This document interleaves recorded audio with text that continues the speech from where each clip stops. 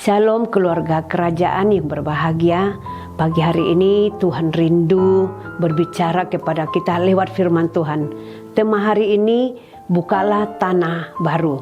Terdapat di dalam Hosea 10 ayat 12b.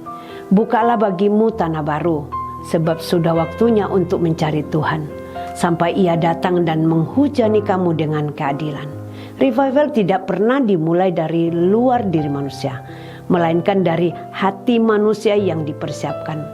Banyak orang rindu melihat kebangunan rohani, gereja yang hidup, dan generasi yang menyala bagi Tuhan. Namun seringkali kita lupa bahwa sebelum benih revival bertumbuh, tanah hati harus terlebih dahulu digemburkan.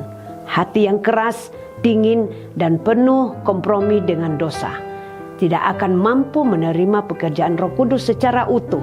Nabi Hosea menyerukan panggilan yang tegas kepada umat Tuhan. Bukalah tanah baru. Tanah yang lama telah mengeras karena dosa, ketidaktaatan, dan kebiasaan hidup yang jauh dari Tuhan. Tanah yang tidak digemburkan akan menolak benih, seberapa baik pun benih itu. Demikian pula hati manusia. Firman Tuhan bisa terdengar tetapi tidak berakar bila hati tertutup dan keras. Dalam perumpamaan tentang penabur dalam Matius 13 ayat 3-9, Yesus menjelaskan bahwa benih yang sama ditaburkan tetapi hasilnya berbeda-beda karena kondisi tanah. Benih yang jatuh di tanah keras tidak bertumbuh.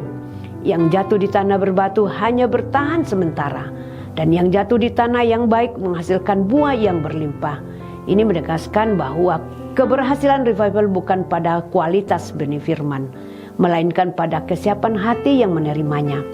Tuhan memanggil umatnya untuk mengerjakan bagian mereka, yaitu menggemburkan hati melalui pertobatan, kerendahan hati, dan kerinduan akan Tuhan. Ketika tanah hati siap, Tuhan berjanji akan menurunkan hujan kebenaran. Simbol pencurahan Roh Kudus yang menyegarkan dan menghidupkan. Persiapan hati untuk revival menuntun kejujuran rohani. Kita perlu bertanya, apakah hati kita masih lembut di hadapan Tuhan atau sudah mengeras oleh luka, kesibukan, dan dosa yang dibiarkan? Revival sejati akan lahir ketika hati yang keras diubahkan menjadi tanah yang subur, tempat firman bertumbuh dan menghasilkan buah yang memuliakan Tuhan. Amin. Buat renungan kita hari ini, silakan Bapak Ibu like, subscribe, komen, bagikan ke banyak orang. Tuhan Yesus memberkati.